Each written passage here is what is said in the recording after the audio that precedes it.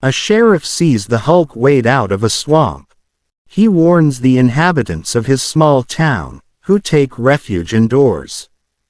When the Hulk arrives, a truck rams into him, and a group of state troopers try to tackle him, all without effect. Rick Jones arrives and leads the Hulk away.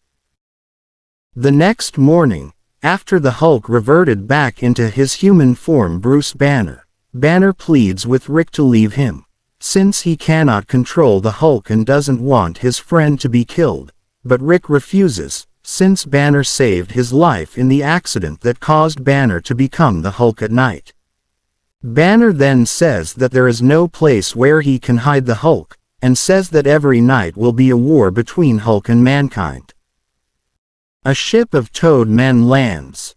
Their mind detector puts them on the trail of Bruce Banner, the most brilliant scientific mind on Earth, so that they can gauge the potential resistance to their coming invasion. Banner and Jones meet General Ross and Betty Ross as they set out to conduct a little scientific research. They go to a cave Banner found. He has set up a 10-foot thick concrete door that he hopes will keep the Hulk contained at night. Jones promises to seal and reopen the door for him. Suddenly, a beam pushes Banner and Jones against a wall and holds them there. The Toad men use magnetic beams to carry Banner and Jones to their ship.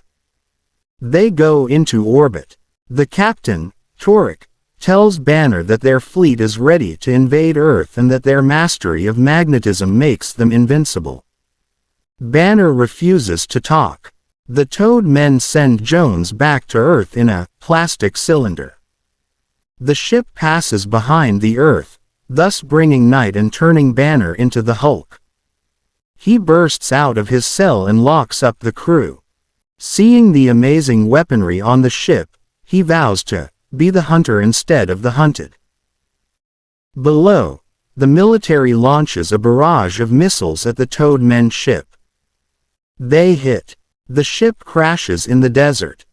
General Ross and his men surround it. Out of the wreckage steps Banner. Ross arrests him for treason. The Toad men create an underground tunnel and escape. Once clear, they fire a flare to summon their fleet. Betty tries to plead Banner's case with her father, but the phone rings. A fleet of alien ships has appeared in the skies. The Toad King overrides all the television and radio signals and makes an announcement. The Toad King says that his fleet will train all their magnetic rays on the moon and draw it towards the Earth. If the Earthlings do not surrender, the moon will crash into the Earth, killing everyone. Man or monster? In his cell, Banner watches the sun go down. As the Hulk, he breaks through the wall, destroys an artillery piece, and topples a guard tower.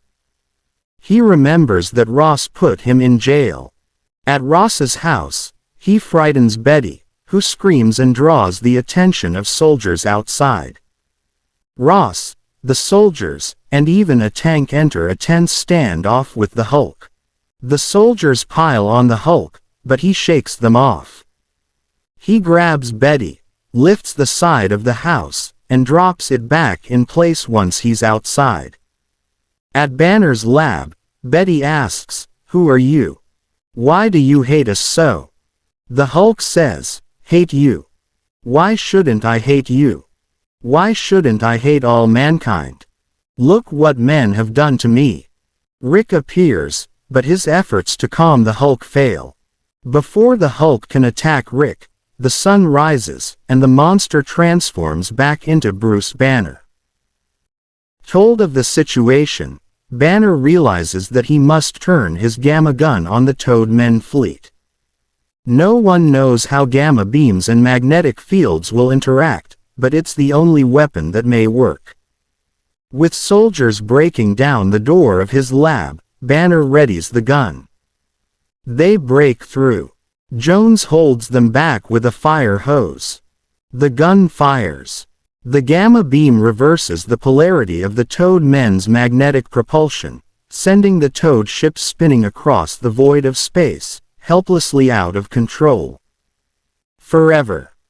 For saving the world, Banner is cleared of treason. Betty tries to tell Ross that Banner is a good man, but Ross still suspects there is a connection between Banner and the Hulk.